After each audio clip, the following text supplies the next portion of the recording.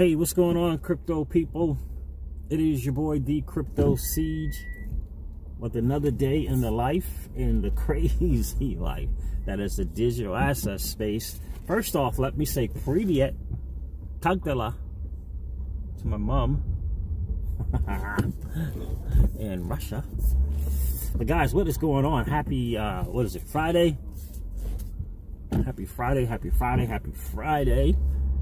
Yeah, so what is going on with the freaking crypto Twitter world, you know? This whole IPO thing has got people up all kind of crazy stir. I'm not sure why. I don't know why people don't understand. Very, very interesting thing. I got to get back to my boy Deep Mind. He texted me this morning, and I reached out to him. But I just think people are kind of missing it. Crypto Eddie, I hope you guys had a chance to check out her video. I hope that I got through halfway through it. Got up to the part where she was talking about, is it Zenfen or Zenren or whatever, the companies that do these pre-IPOs or, do the private placements for companies as well. And Ripple is one of the companies that they've been doing it with. So, hope you guys had a chance to listen to that. I felt as though that was a really good explanation to just kind of get a lot of, just like Brad said, it's going to be a lot of companies that will be IPOing, and it's a reason for that. So, and she mentioned some digital asset spaces like Tezos, right? So, and that was just one of them. And I think that people are, for me, people are missing it.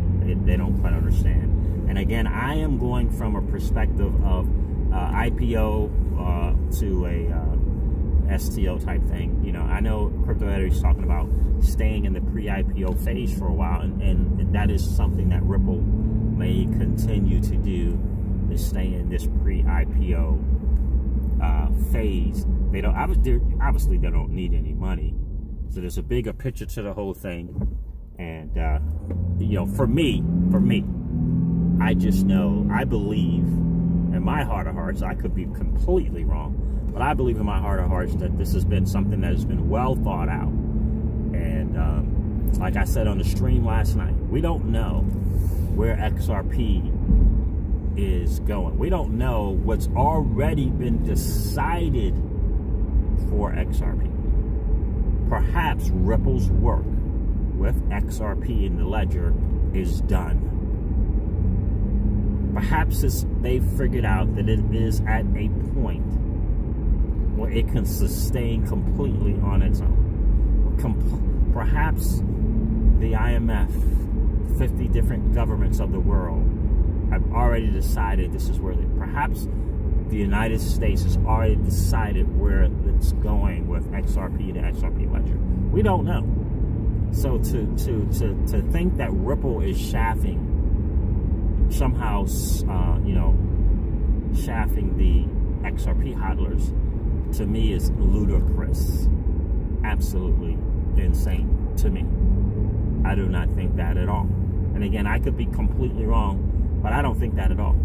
So, in the phrasing of that, we will lead the IPO doesn't mean it will be number one. They said they won't be number one, but it doesn't necessarily mean they'll be in the top 5. Maybe leading means that they're going to be the biggest one, right? That they'll have the biggest IPO.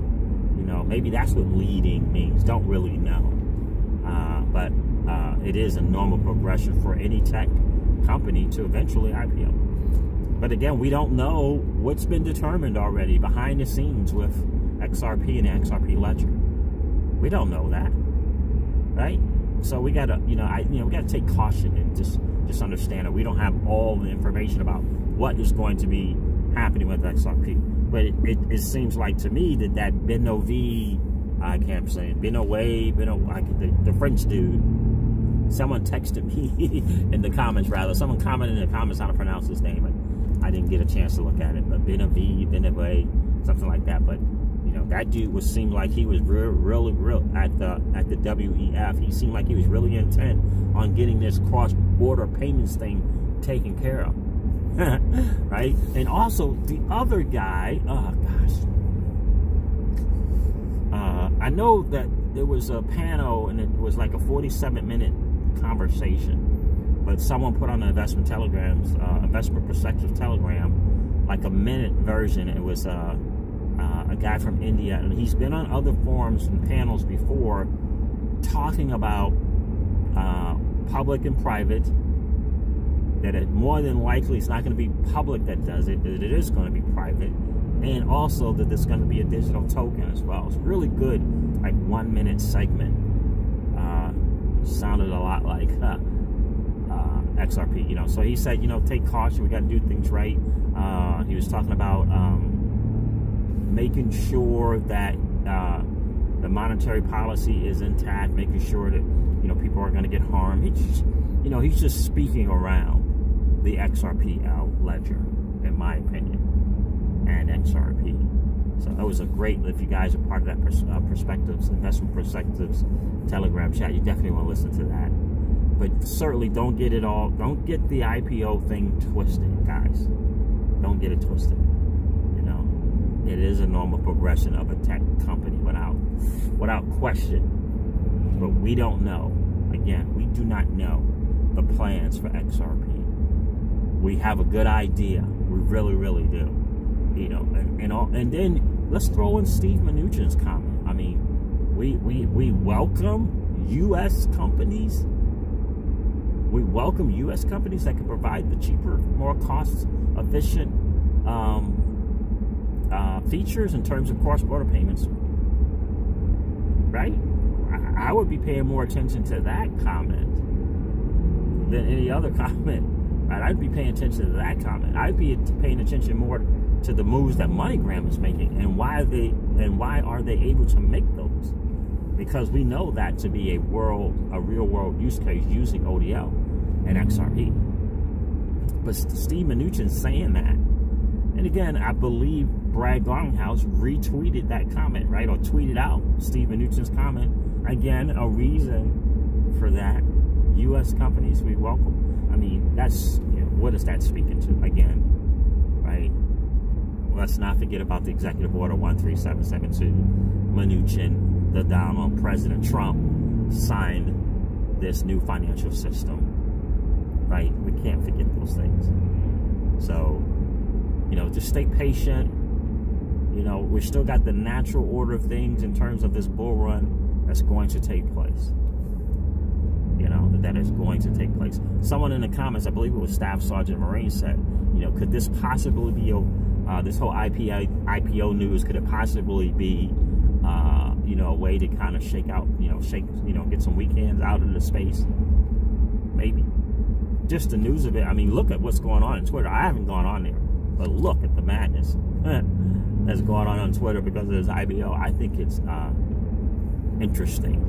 I think it's interesting. I really, really, really do. And yeah, I think it's interesting. And you know, who knows when this IPO is going to take place? But for anyone to think that Ripple was not going to IPO is just simply naive. To think that they were going to stay a private company forever is just really, really naive. It's a tech company. And it is the new up-and-coming behemoth. It is the new Google. It is the Google in the digital asset space. Why would they not? That's just like saying, why would Google IPO, right? It doesn't make sense. And so you got to be careful who you listen to. Hopefully you can gather some information and make your own decisions. And just understand that it doesn't, for me, it doesn't matter if Ripple IPOs, pre-IPOs, those an asset swap, XRP is the greatest digital asset ever created, period. And that is not going to change. And the banks will continue to figure out a way to use it and free up those no-reverse accounts. That is not going to change. All right, guys, listen up. I'm going to wrap this video up like I do all my videos and remind you of this. And that is old money doesn't want you to win. They don't want us to win. They would rather us remain a cog in their perpetual wheel of trading our time for dollars. They don't want us to play in the same playground that they play in, where we allow our money to work for us. This is our chance to win, guys. The digital asset space is our chance to win. We are in the midst of the greatest transfer of wealth in the history of man. Are you participating? Or are you standing on the sidelines? Here's what I do know. That the battle for you has already been fought. And the victory is yours. Go get it. I'll talk to you soon, guys. See ya. Bye.